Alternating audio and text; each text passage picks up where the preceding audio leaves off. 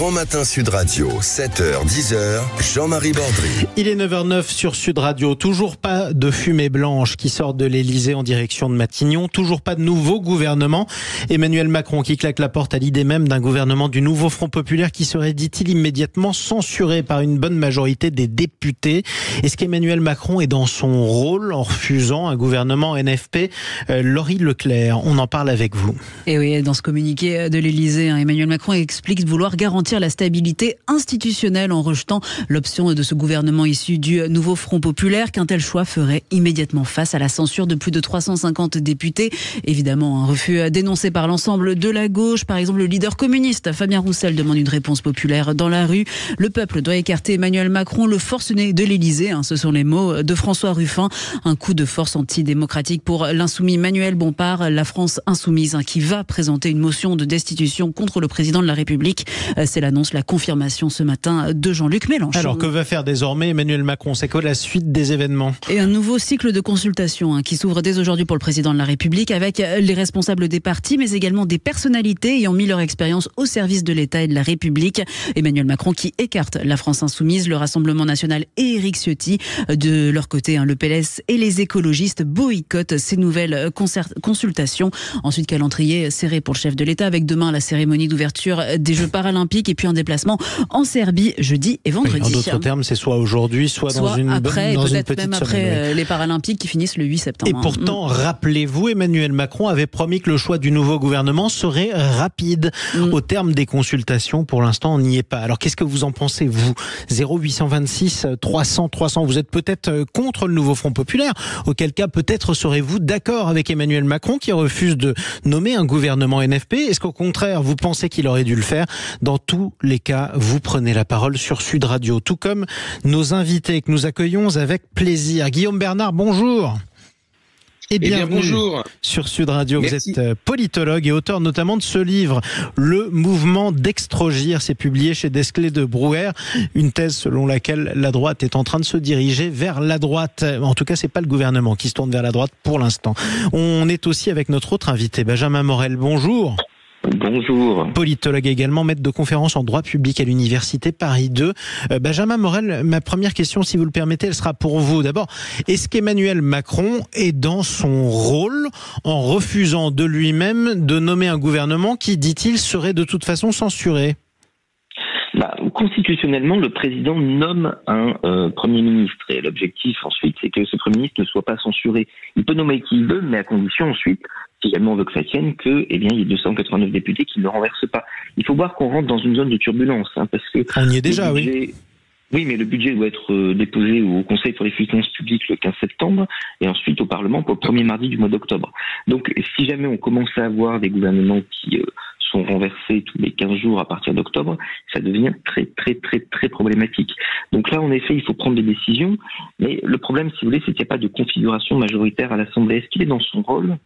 Qu'aurait fait un président allemand? Qu'aurait fait un président italien? D'abord, il s'y serait pris plus tôt et il aurait nommé un coordinateur, fut-il même du nouveau Front Populaire. D'abord, peut-être d'ailleurs, aurait-il été du nouveau Front Populaire pour non pas être nommé directement à Matignon, mais trouver 289 députés, autrement dit une majorité qui ne l'aurait pas renversé. À la place de ça, Emmanuel Macron définit les cadres de la majorité qu'il peut lui-même envisager égard aux consultations qu'il a directement faites alors qu'il est jugé parti, restreignant d'autant plus la capacité à construire une majorité. Parce qu'actuellement, il y a deux possibilités. Soit une majorité auquel tout ou partie du nouveau Front Populaire se répare, mais les écolos et les socialistes ne se rendront pas plus aux rencontres qu'aux insoumis, soit un gouvernement des centres, implicitement, si ce n'est soutenu, en tout cas pas renversé par le RN. Si vous excluez des négociations et le RN et le NFP, vous n'avez plus que la droite et le centre, ça fait 210 députés et ça tient 48 heures. Oui, ça tient 48 heures. On est parti en gros vers une période de nomination de gouvernement, de censure, de démission, de nomination de nouvel gouvernement. Ça peut durer longtemps comme ça, Guillaume Bernard ? Non, ça peut pas durer longtemps dans la mesure où la Ve République est quand même marquée par l'idée que le chef de l'État nomme un gouvernement qui est au moins, je dirais, compatible avec lui et doit assurer une certaine stabilité à la continuité de l'État. Donc, qu'Emmanuel Macron refuse un gouvernement exclusivement NFP, ça me paraît pas être, pour le coup, purement politicien, dans la mesure où le NFP, contrairement à ce que disent ses membres, n'est absolument pas majoritaire. Il n'y a pas de majorité à l'Assemblée nationale. C'est quand même cela dont il faut parler. Oui. Il n'y a de possibilité, semble-t-il, de constituer un gouvernement qui soit pas trop loin, je dirais, de la majorité, qu'à la condition que le NFP implose et laisse de côté LFI. C'est à la fois l'intérêt d'Emmanuel Macron, évidemment, mais c'est aussi l'intérêt de Jean-Luc Mélenchon. C'est ce que l'on devrait peut-être... C'est ce qu'on devrait peut-être voir dans les prochains jours, en tout cas. Maintenant, les choses étaient claires dès le mois de juillet. Alors, on va vous retrouver par téléphone, oui, Guillaume Bernard, si vous le voulez bien, puisqu'on a un problème de liaison. Pour la présidentielle... On va vous rappeler par téléphone, ce sera plus simple, Guillaume Bernard, on a un problème de liaison, on a du mal à vous entendre. Mais justement, tiens, Benjamin Morel, vous êtes toujours avec nous, je le rappelle, politologue également. Pour l'instant, le nouveau Front Populaire ne craque pas, ça finira peut-être par arriver, mais c'est le pari qu'a fait Emmanuel Macron avant le premier tour des législatives, c'est le pari qu'il a fait entre les deux tours, c'est le pari qu'il a fait après le second tour, et c'est le pari qu'il fait toujours. Pour l'instant, les socialistes et les écologistes tiennent bon. Ouais, c'est un pari qui montre que là-dessus, il comprend assez mal ce qui tient le Front Populaire, parce que c'est un pari qui est fondamentalement perdant. Pourquoi ? Le pari, avant la dissolution, c'est de dire la gauche va partir divisée. Regardez, elle a été très divisée lors des européennes. Certes, mais prenez les scrutins précédents. En 2022, la gauche fait moins de voix qu'en 2017. Mais elle a 4 fois plus de députés. Pourquoi ? Parce que quand vous partez unis dans le mode de scrutin majoritaire à 2 tours, vous passez des premiers tours et donc vous gagnez des seconds. Quand vous partez divisé, eh bien vous êtes mort. Et donc ça, les socialistes et les écolos le savent. Il y a 2 facteurs aujourd'hui qui tiennent le NFP et qui n'ont rien à voir avec les bisbilles stratégiques parce que oui, ils sont pas d'accord sur le fond, mais c'est pas l'objet. Le premier élément, c'est que Jean-Luc Mélenchon dit le 7 juillet au soir, on a gagné. On a gagné, c'est tout programme, rien que le programme. Ça veut dire quoi l'adresse de l'électorat de gauche qui est très unitaire. Il y a peut-être de gauche irréconciliable dans les cadres, mais pas parmi les électeurs. Ça veut dire, écoutez, on va arriver au pouvoir, et si nous n'y arrivons pas, c'est parce que certains auront trahi. Il y aura des sociotraîtres, il y aura des écolo-traîtres qui auront été à la gamelle chez la majorité, et donc à partir de là, je suis absolument d'accord avec ce qui était dit tout à l'heure, eh bien Jean-Luc Mélenchon apparaîtrait comme étant la seule figure de la gauche pour 2027. Et c'est ce qu'il cherche. Est-ce qu'on n'est pas aussi en train de constater la perte d'attractivité de la majorité présidentielle ? C'est-à-dire qu'il y a 7 ans, c'était facile de débaucher des membres des Républicains et du Parti Socialiste puisque on avait le vent en poupe. C'est plus le cas aujourd'hui. Et personne ne rejoint un bateau qui prend l'eau, en fait. Mais c'est pas que, c'est-à-dire que, encore une fois, il faut prendre le deuxième facteur parce qu'il est extrêmement important. Si jamais vous êtes député socialiste ou écolo, et que demain vous vous présentez et qu'il n'y a plus de NFP, ça veut dire que vous avez un insoumis face à vous. Et cet insoumis, eh bien, il vous fait perdre le premier tour. Donc vous êtes sur un siège éjectable. Donc les socialistes et les écolos qui feraient ça se feraient harakiri politiquement. Et en effet, le centre est moins attractif tout bêtement, pas seulement parce qu'il a moins d'électeurs, mais parce que ces électeurs ne votent pas à gauche au second tour, ou en tout cas beaucoup moins. Quand vous regardez l'électorat LR, et là c'est caricatural, l'électorat LR, en cas de second tour socialiste RN, préfère voter pour le RN, s'abstenir, que voter pour le socialiste. Donc une alliance au centre pour les socialistes et les écolos, c'est l'assurance en fait de se faire harakiri. Et donc vous pouvez ensuite développer tous les discours que vous voulez sur non mais en fait il y a des différences entre Glucksmann et Mélenchon, non mais en réalité on peut vous faire des concessions sur tel ou tel point quand vous venez de la majorité présidentielle. La force d'inertie de nos fronts populaires qui les fait tenir ensemble, qui en fait est une question de survie, c'est qu'il y a très peu de chances que ça explose. Personne ne veut prendre la responsabilité de la division à gauche, en tout cas, et surtout personne ne veut se suicider avant la présidentielle qui devrait finir par arriver, Guillaume Bernard. Oui, bien sûr. Il est certain que la seule raison qui pourrait pousser une partie du NFP à quitter l'alliance avec Mélenchon, ce serait l'assurance que le prochain mode de scrutin pour les législatives, ce serait la proportionnelle. Parce que comme cela vient d'être dit, électoralement parlant, c'est le seul moyen pour eux de conserver leur siège et de continuer à exister, puisque c'est par la collusion avec le NFP, c'est par la cohésion effectivement avec l'ensemble des forces de gauche que ceux-ci ont obtenu un certain nombre de sièges. Donc si vous voulez, on se retrouve dans une situation où Macron est obligé d'essayer d'obtenir un gouvernement qui soit le moins de cohabitation possible pour lui. Bon, et de l'autre côté, effectivement, l'intérêt des autres forces politiques est d'essayer de montrer que Macron est minoritaire et qu'il est obligé de supporter un gouvernement de cohabitation. Il me semble quand même que les enjeux sont liés notamment à des questions à la fois de finances publiques et de renégociation des traités européens, et que dans les deux cas, de toute façon, aucune des forces politiques aujourd'hui en présence, pas plus à gauche qu'à droite, n'a véritablement une très grande marge de manœuvre. Alors où est-ce qu'on va rester avec nous? On va en parler avec vous tous. La gauche crie, je cite ce matin, au déni de démocratie dans le refus d'Emmanuel Macron de l'envoyer à Matignon. Qu'est-ce que vous en pensez, vous? 0826 300 300, prenez la parole, parlons vrai sur Sud Radio. On se retrouve dans un instant avec nos invités. À tout de suite. Le Grand Matin Sud Radio, 7h, 10h, Jean-Marie Bordry. Emmanuel Macron a-t-il raison de claquer la porte à l'éventualité d'un gouvernement Nouveau Front Populaire? Vous nous appelez 0826 300 300. On sera notamment dans un instant avec Jean-Pierre qui nous appelle depuis Marseille. Bonjour Jean-Pierre. Oui, bonjour. On va vous donner la parole dans un instant. On est toujours avec nos deux invités.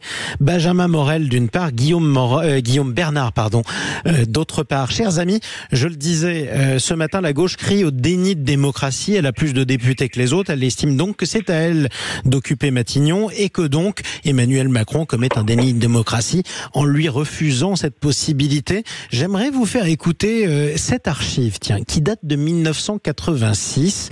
À l'époque, le président de la République était de gauche, les élections législatives se jouaient à la proportionnelle, il était bien parti pour les perdre, ces législatives, et il en parlait avec le journaliste Yves Mourouzi. Il devra tenir compte aussi, le président de la République, des conditions de certains pour éventuellement être à vos côtés. Non. Comment non? On ne pose pas de conditions au président de la République. On ne pose pas de conditions au président de la République, disait en s'étouffant derrière goguenard François Mitterrand. Qu'est-ce qui a changé, depuis cette époque? Vous nous le direz, Guillaume Bernard, dans un instant. Mais Jean-Pierre, qu'est-ce qui a changé pour vous?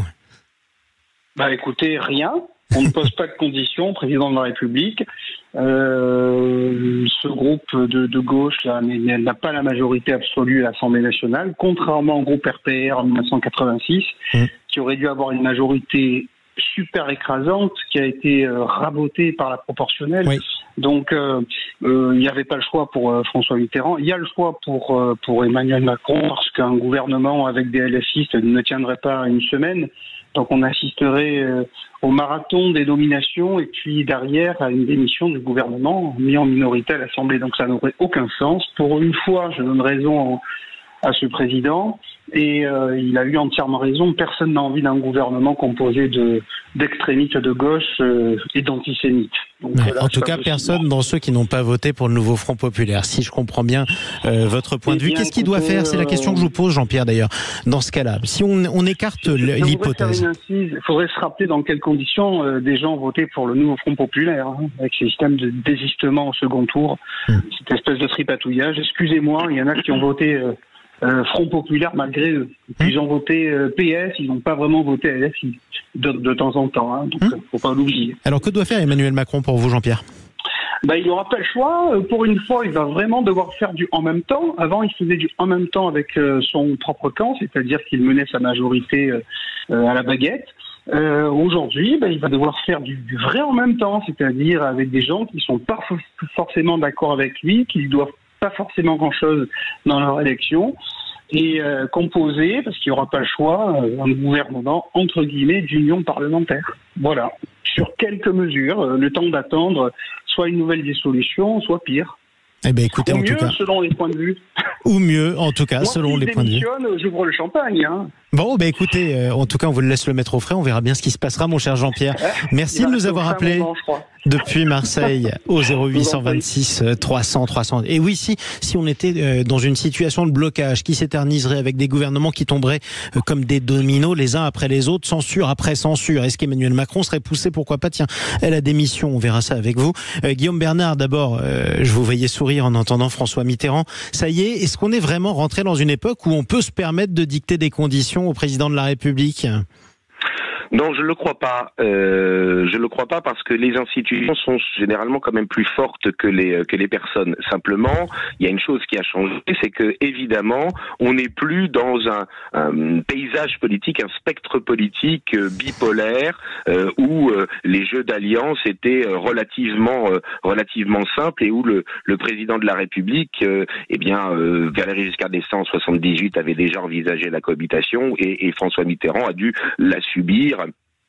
L'accepter en 1986. Là, on est quand même avec un spectre politique tripolaire où il y a des continuums idéologiques quand même entre la gauche et le centre, plus fort contre la droite, en particulier RN et le centre, mais où effectivement il n'y a aucune majorité qui s'est véritablement dégagée. Donc dans ces conditions, il me semble que contrairement à ce que laisse dire ou laisse penser le nouveau Front populaire, c'est le président de la République qui finalement est maître du jeu.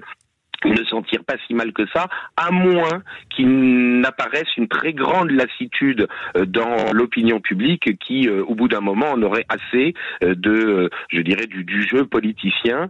En tout cas, on se dirige quand même vers une situation où une nouvelle dissolution paraîtrait assez logique pour essayer de rebattre les cartes. Oui, alors Benjamin Morel, justement, vous êtes toujours avec nous sur Sud Radio. Imaginons que Emmanuel Macron compte absolument trouver un gouvernement dont il serait sûr qu'il ne serait pas censuré a priori. Est-ce qu'il peut se permettre de maintenir longtemps, constitutionnellement parlant, un gouvernement démissionnaire, celui de Gabriel Attal ? Alors, ce qu'il y a de magique avec la Ve République, c'est qu'elle assure pas forcément la stabilité politique. Regardez mai 68 ou les Gilets jaunes, on a une stabilité institutionnelle totale, mais on a une instabilité politique profonde. Néanmoins, elle est là pour assurer la stabilité institutionnelle. Donc, si jamais, il y a trois façons de mettre un président en porte-à-faux et potentiellement de le faire, de faire qu'il quitte sa fonction. Soit vous avez l'article 68 dont on a beaucoup parlé, qui est impraticable, parce que les majorités sont folles et qu'en fait il est plus facile de supprimer la fonction de président de la République que de forcer un président de la République à la démission. Soit vous avez le rejet de tous les budgets, on y reviendra peut-être, mais même si ça paniquerait les marchés, on a quand même des instruments pour, bon an mal an, arriver à exécuter un budget et donc refuser tous les budgets en espérant que le président démissionne, ça ne marche que très difficilement. Ou bien il y a en effet le rejet de tous les gouvernements. Mais ce que nous apprend la séquence jusqu'à présent tout de même, c'est qu'un gouvernement démissionnaire a beaucoup de pouvoir. Et eu égard à ce qu'on appelle la théorie des affaires courantes, eh bien on peut avoir un gouvernement démissionnaire dont les pouvoirs s'accroissent avec le temps. Plus votre gouvernement démissionnaire tient longtemps, plus il voit au nom de l'urgence des choses tomber dans son escarcelle qui a priori n'en relevaient pas, même potentiellement, faut être prudent parce qu'on n'a pas de jurisprudence, mais même potentiellement le fait de proposer un budget, de le déposer au Parlement et de le faire voter et ensuite de l'exécuter. Entre un Conseil constitutionnel qui devrait annuler un tel budget parce que le gouvernement démissionnaire serait considéré comme incompétent et un vrai shutdown à la française, il est assez probable que le Conseil constitutionnel préférerait le moindre mal, c'est-à-dire valider la chose plutôt que de mettre le pays à terre. Donc pour cette raison-là, juridiquement, ça peut tenir très longtemps. Politiquement, évidemment, c'est plus compliqué parce que vous comprenez bien que si on fait tout ça, on met le couvercle de la stabilité institutionnelle sur la cocotte minute de l'instabilité politique et un jour ou l'autre, la pression fait que ça explose. Oui, sauf que Emmanuel Macron, on en a vu d'autres, il a traversé la crise des Gilets jaunes, il a traversé le Covid, il semble bien, Guillaume Bernard, qu'on soit coincé avec lui jusqu'à ce qu'il daigne changer d'avis. En tout cas, jusqu'à ce que son mandat se termine, parce que il est clair que ce qui affaiblit aujourd'hui Emmanuel Macron, c'est peut-être moins la situation politique que le fait qu'il ne peut pas se représenter. Et ça lui donne d'un autre côté, effectivement, une certaine marge de manœuvre, parce que ne pouvant pas, a priori, être de nouveau candidat à la présidentielle de 2027, il peut finalement avoir les mains plus libres. Il est à la fois moins, je dirais, engagé dans la vie politique, politique parce qu'il n'a pas continué pour obtenir un troisième mandat, mais en même temps, justement, après moi le déluge, peut-il se dire. Oui, après moi le déluge. Malgré tout, rappelez-vous cette image. C'était quelques jours après la réélection d'Emmanuel Macron à la présidence de la République. Il venait à nouveau d'être intronisé et il embrassait Marisol Touraine, l'ancienne ministre, et elle lui disait à l'oreille: maintenant ça y est, tu peux faire tout ce que tu veux. C'était le début de son second mandat, c'était avant les législatives 2022.